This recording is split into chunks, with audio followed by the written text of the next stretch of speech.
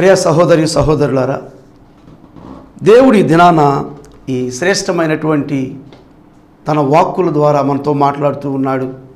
యెషయా గ్రంథము 55వ అధ్యాయము 8-9 వచనాలు మనం చదువుకున్నాం.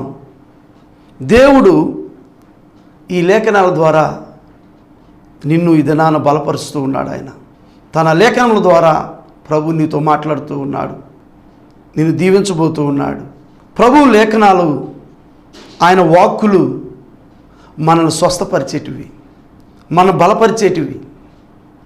ఈ లోకంలో సర్వ సంపదలు పొందుకోవాలంటే ఆయన వాక్కుల ద్వారానే, ఆయన శాసనాలు, ఆయన మార్గాల తట్టు మనం తిరిగితే నీకు నాకు మనకు కావలసినన్ని ఇందులో దొరుకుతాయి. ప్రభువు మాట్లాడుతున్నాడు, నా తలంపులు మీ తలంపులు వంటివి కావు, మీ త్రోవలు నా త్రోవలు వంటివి కావు. అవును, మన తలంపులు, మన ఉద్దేశాలు పరిమితమైనటువంటివి. నీ ఆలోచన పరిమితమైనటువంటిది.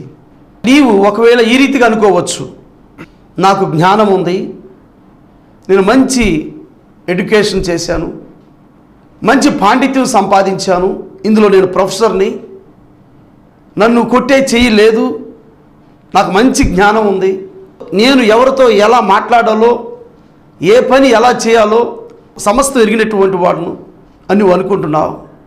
ప్రభు నీతో మాట్లాడుతున్నాడు.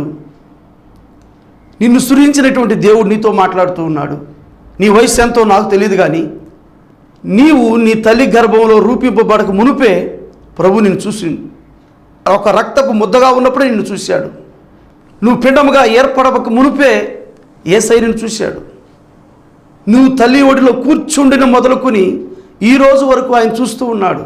నీ నడక, నీ పడక, నీ ప్రవర్తన, నీ విద్యాభ్యాసము, నీ జాబు, నీ వ్యాపారము, నీ వివాహము, నీ కుటుంబము, నీ పిల్లలు అన్నీ చూస్తూ ఉన్నాడు ఆయన.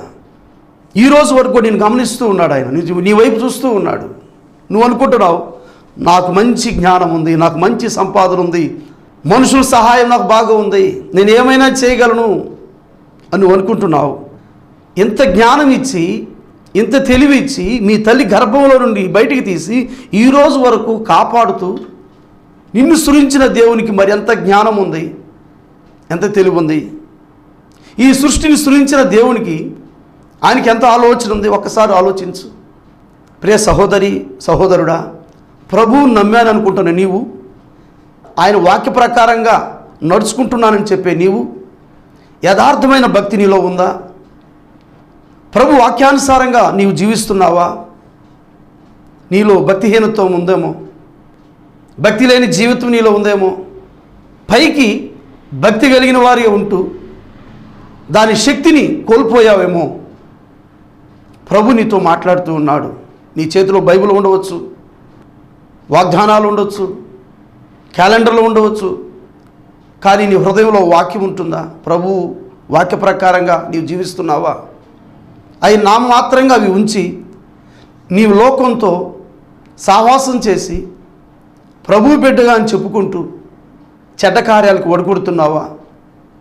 చీకటి వారితో చేయి కలిపి చీకటి సామ్రాజ్యానికి వారసును తయారు చేస్తున్నావా? ప్రభు నీతో మాట్లాడుతున్నాడు. అలాంటి జీవితం చేయకూడదని, అలాంటి మార్గాలు, అలాంటి సావాసం విడిచిపెట్టి ప్రభు వైపు తిరగాలని యేసయ్య నీతో మాట్లాడుతూ ఉన్నాడు. నీ చెడ్డ మార్గాలు, నీ చెడ్డ తలంపులు, నీ చెడ్డ స్నేహాలు అవి విడిచిపెట్టి, నీ వలన అనేకులు నష్టపోతూ ఉన్నారు, నీ వలన అనేకులు బాధపడుతూ ఉన్నారు, నీ వలన అనేక మంది ఏడుస్తూ ఉన్నారు. ఆ జీవితం మారాలని, ఆ చెడ్డ స్నేహాలు విడిచిపెట్టాలని, ప్రభు వైపు చూడాలని ప్రభు కోరుకుంటున్నాడు. నీవు ఆయన వైపు చూస్తేనంట ప్రభు మాట్లాడుతూ ఉన్నాడు, మన దేవుని వైపు తిరిగిన ఎడల ఆయన బహుగా క్షమించును. దేవునికి స్తోత్రం.